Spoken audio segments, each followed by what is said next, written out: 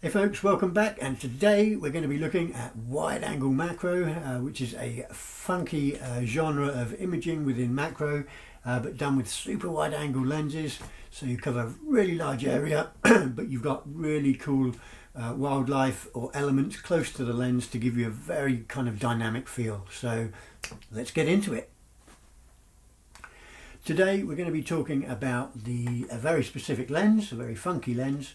It is from a company called Laowa, who are very, very wonderful to send me this in order for a review, but it's not a paid review, so if it's bad, I'll let you know it's bad. If it's good, I'll let you know it's good.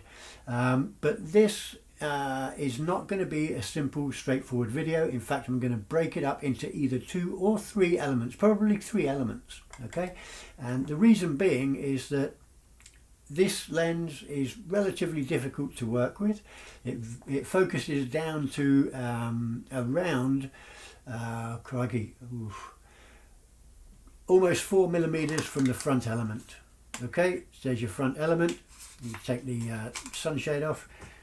There's your front element here, and you can actually focus pretty much all the way down if you want to get to a mind-bending 1:1 macro ratio using this lens. Now, what do I mean by that? 1:1 simply refers to the ratio in size with regards to the size of your subject and how big it is duplicated on the image sensor. So at 1:1, for example, if I was taking a photograph of a grain of salt, a grain of rice, a bit bigger, I'd be able to get that full grain of rice at full size on the imaging sensor, which means 1:1. Okay, and then if you're going down smaller, you can go 0.5:1, so half life size on the image sensor, etc., etc. But this lens will allow you to get 1:1 macro on the full frame sensor, and I'm going to be shooting as normal on my EOS 5DSR, and so with this I'm hoping that we should get some really funky images. Now, I have been out already with this lens just to try it out, because the first day it landed I was like, ooh, I've got to go out and try it, and I did get a few photographs which I'm going to play right now on the screen.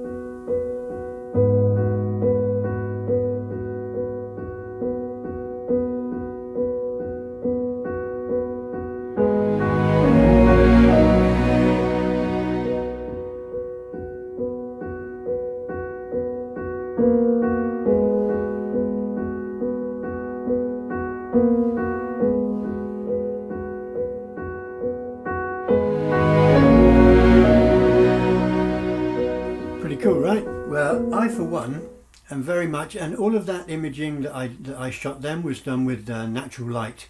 Now, I for one, when I'm shooting macro, I much prefer to use flash, okay, even during the daytime.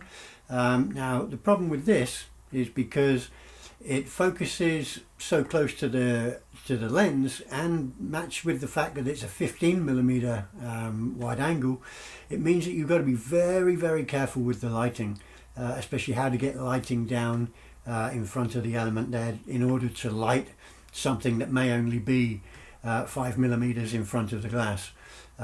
So there are some very special aspects with regards to this lens which we'll look at in a very short while, but first off, in order to do flash photography with this lens, I've actually bought a flash system by the Laowa company. I thought it better to complement the lens with their very own macro twin flash, which I believe is this contained in here, which landed yesterday.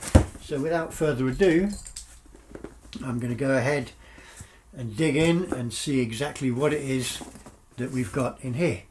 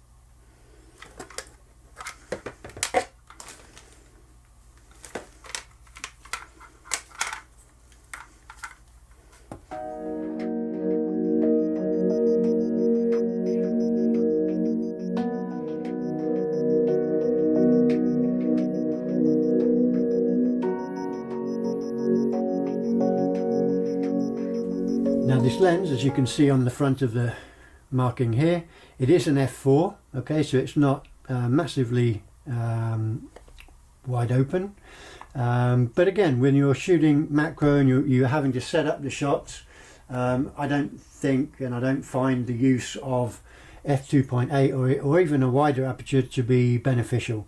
With macro, working at such close proximity to your subject, you're going to need to want to have a lot of depth of field, so it wouldn't surprise me if I find myself working around about f16, f22.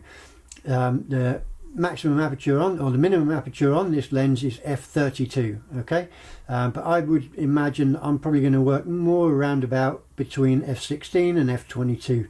Now, one element or one aspect about this lens and about all of the Laowa lenses, because they're a manual lens, when you close down the aperture, then what you see in the eyepiece will also diminish in light. You lose light in the eyepiece. So if you've got the lens wide open, okay, it'll be nice flooded with light. If you've got it fully closed, it'll be quite dark, and that then pushes home the need for the use of especially modeling lights, and that is the main reason that I chose the KX800 twin macro flash from Laowa and not another flash from, say, Canon or something like that, and I'll show you exactly why. Check this out. Looks like something from the Spider-Man movie, the arch nemesis, the guy with all those articulated arms. Now, the flash heads aside, at the end of each one of these articulated arms here, you've got your little flash head, okay, ta-da! And on this third one here, okay, what is the selling point for me is this.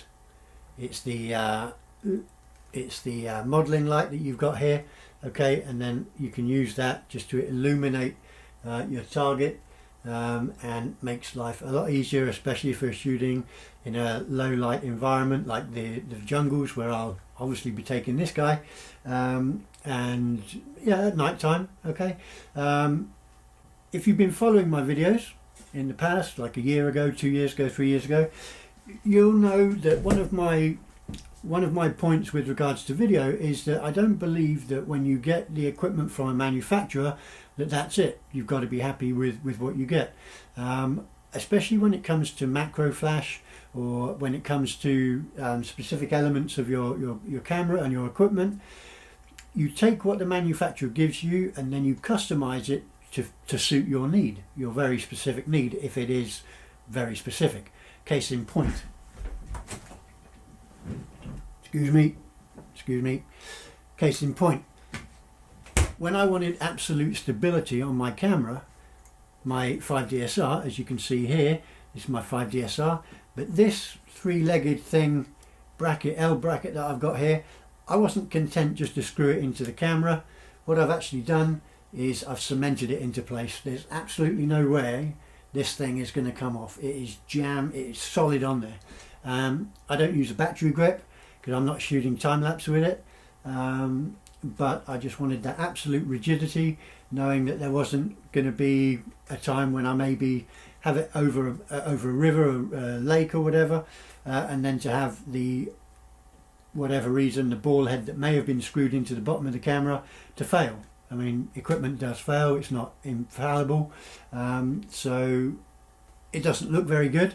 Okay, it's the Franken camera, but it works, it's solid, it's a tool, and that's the one thing that I ask a lot of people to get over when it comes to photography. A camera is just a tool, okay? It shouldn't be treated with kid gloves, it shouldn't be brushed with feathers all the time. It's going to work hard. Mine is disgusting. It's got scratches, bumps, dings all over it, but it's worked. You know, it's a landscape photographer's camera, but the main thing is the sensor's clean. Okay, it's a landscape photographer's camera that gets used and abused.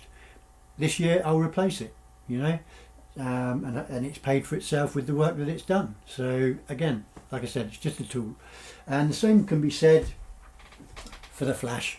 It's just a tool. Now, with regards to flash, what some of you may or may not know is that when you've got a flash head like this, okay, putting it down close to a subject or whatever, you're going to have very direct, strong light. And when you start working with flash, especially in an off-camera flash situation, what you'll come to find very quickly is that most, like portrait photographers or most serious photographers, they use what they call flash modifiers. Some people call them softboxes, and they can take lots of different forms, like big boxes that you get with a big white screen on the front of it, umbrellas, so flash bounces back and then back through the fabric of an inverted umbrella that's put across the flash, and it all serves a purpose, because what those elements are doing, or what those pieces of equipment are doing, they're taking the flash that emanates from a flash head like this, and they're softening it down, they're diffusing it, making it a lot simpler to use or to light without too harsh a beam on any specific part of your subject. And when you do have very direct light, you get very strong shadows. And so what you try to do with flash, especially in macro flash, because you are working so close to a subject, is you try and get that light as soft and diffused as possible. And I generally tend to do that in a very inexpensive way, using things like Tupperware containers. I have this like silver reflective sheet and a very cheap piece of plastic, that I then use to create the lens, or the area that the flash is going to flash through. Okay, it is going to reduce the power of the flash a lot, okay, but I would much prefer that and have to use my flash at full power than to have to use my flash at, say, a quarter power, but still have very strong highlights from a naked flash on my subject. Okay, so without further ado, I'm going to take you on the adventure of what I am going to do in order to create a couple of small soft boxes using these Tupperware boxes, and I'm going to create a little soft box for each one of these flash heads on this twin flash. Let's get into it.